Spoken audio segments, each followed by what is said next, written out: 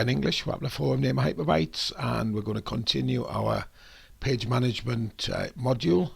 And in this module we're going to look at editing our page data. So I'm in WAPLA.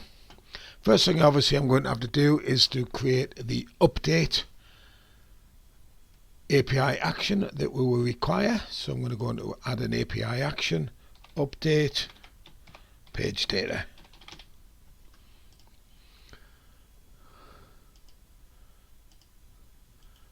Straight in with a bit of security.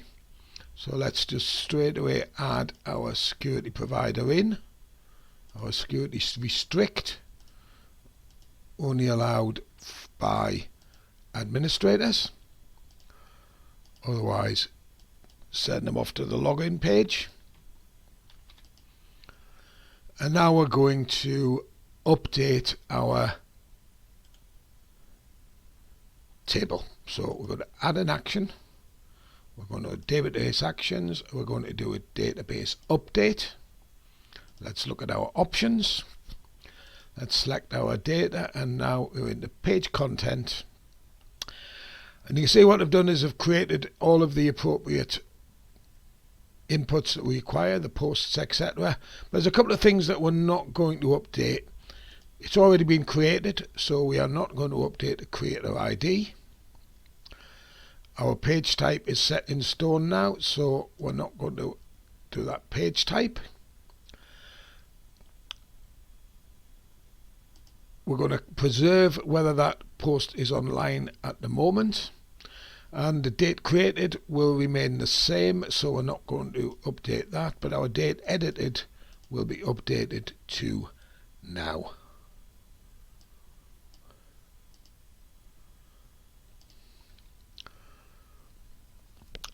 And that really is all we need to do with our update action. And our condition, of course, will be page content ID is equal to the post page content ID. So we're going to be obviously posting this from a form. So there's our update done. We're also going to need to have that record we use to be able to pull a single record out. So I'm going to have get single page data.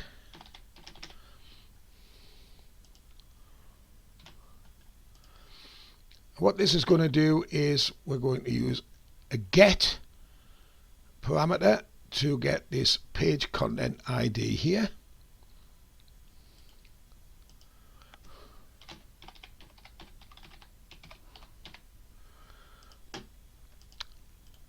And then we're going to add our action. We're going to pop our security restrict in.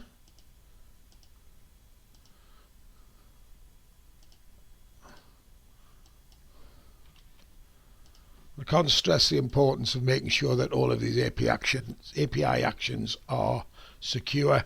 I don't care how small you think your site may be or how obscure you think it might be. Believe me, one day some guy will come along and go, oh, this looks like an easy target, hack it and start messing about with your data.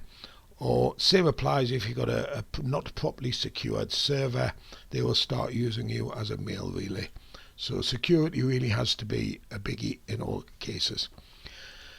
Database action, single database query, query builder, very simple. We're going to have our page content, all fields, and our condition is going to be that page content ID is equal to that parameter that we have sent.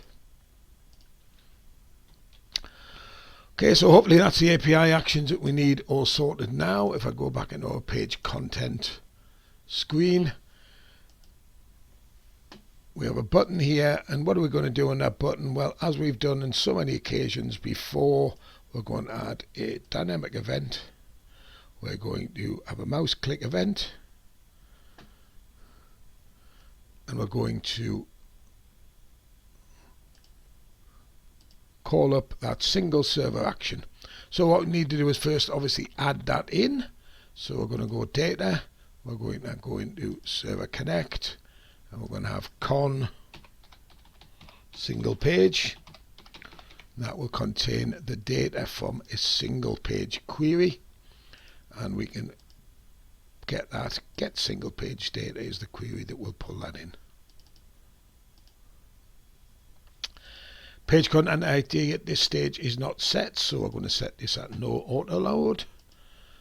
And then if we go back now into our button action, what we'd actually do is run that from our click event. So what we're going to do is we're going to be server connect single page load, and then our page content value will come from that repeat that we have in here, and there's our value there.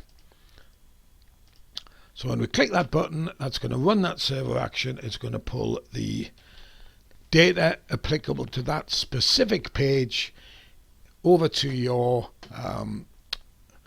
browser page ready for processing. So what we're going to do now, we're going to add a dynamic modal. Just get rid of that paragraph, we don't need that there. And I'm actually going to use something called the, accidentally we deleted the footer there, didn't I?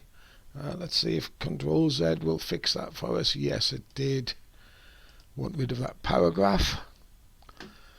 Now let's right click, go to generators, and let's use the Bootstrap 5 form generator to deal with this. So the server action it requires first is your update action. So we're going to have update page data, and we're going to populate it from our single page data query.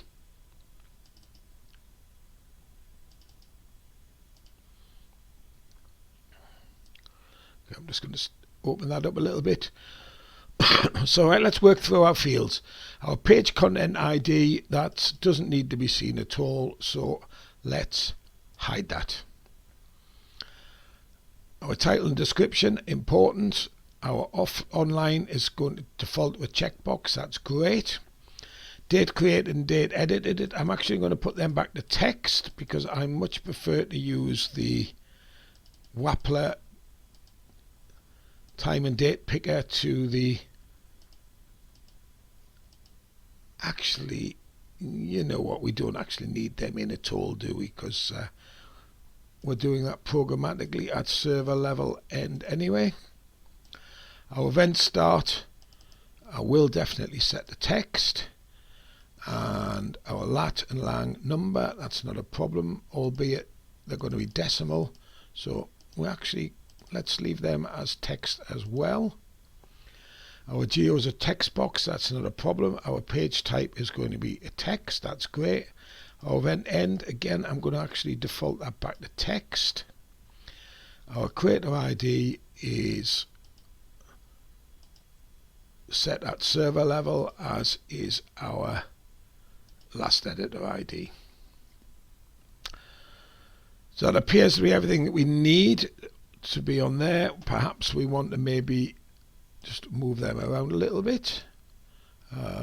So we've got the page title, description. Let's have page type up there, but I'm going to hide that because we really don't want to be changing those page types at this stage. Let's have an event start and event end, and that obviously is only applicable to the event calendar, so we can actually hide these programmatically if we want to at a later stage.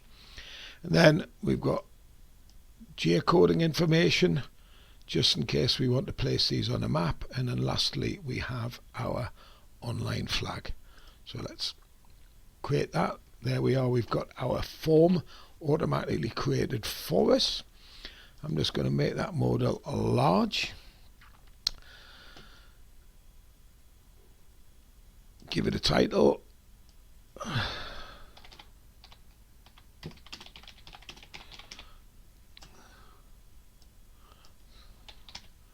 I'm now actually going to go back into that generator in a second because I made a mistake. Because if we go back into that generator now, Actually what I want is that description. I don't want this text, I actually want it as a text area. That's better. Now we can have more space for that description information there.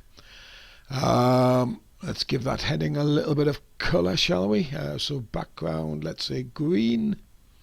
I would say button is fine. When the generator creates the text boxes, it actually doesn't quite get them right, because what we need to do is put the static values in here to a 1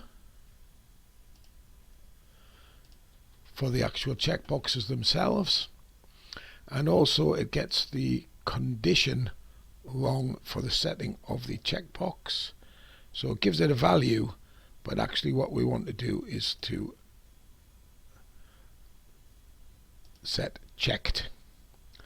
So checked will be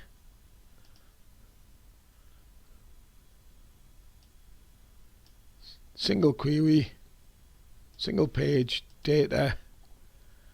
I think we're in geo here, aren't we? No, we're in online. Single page data query online.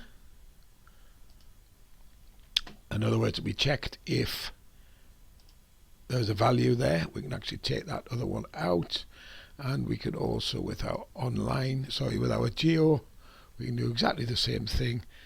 It sets value. What it should really be doing is setting checked, and it's checked if single data query geo has a value. So let's close that. Let's hit save. What else haven't we done? Well, our old friend notifies, isn't there? It tends to find its way into everything. Notifications, because obviously we want some sort of feedback when this action runs. So if we go back into our form now, we can go into our dynamic events, server connect, success. And the event of success, what are we going to do? Well, we're going to tell people it's been updated. We're then going to reset the form. We're going to hide that modal, and then last of all we are going to refresh that page data. Remember also we have our probably should have named that modal edit, but never mind, too late now. Within the modal itself, the modal has its own actions.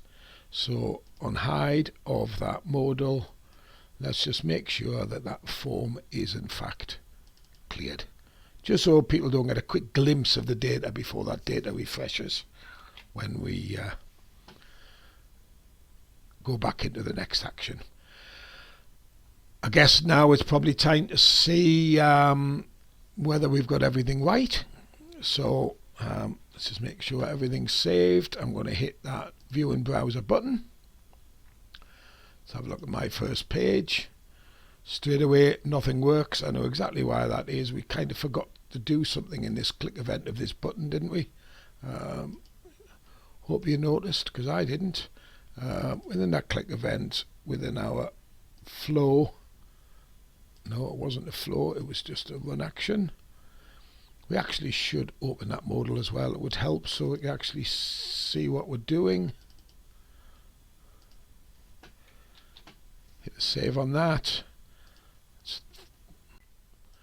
Let's pop up our modal, and you see now that we have indeed pulled our data through from our data query, and you can see that we can update these fields. So I'm just going to hit save now and just see if we get that updated message, so we know that we haven't got any immediate problems there. So I'm going all about my first page and more. I'm just going to click Geo and Online, and then if we go back into it, we can see, yeah, everything's saved as it should. My first page and more. We've marked it as if it was geotagged correctly, and we would put that online. So that's our straightforward edit procedure. Obviously, you need to look after the error and unauthorized events within the form action. But now we're in a position where we can create a new page. Remember, we created a few there. We can click on that action. We can give it a appropriate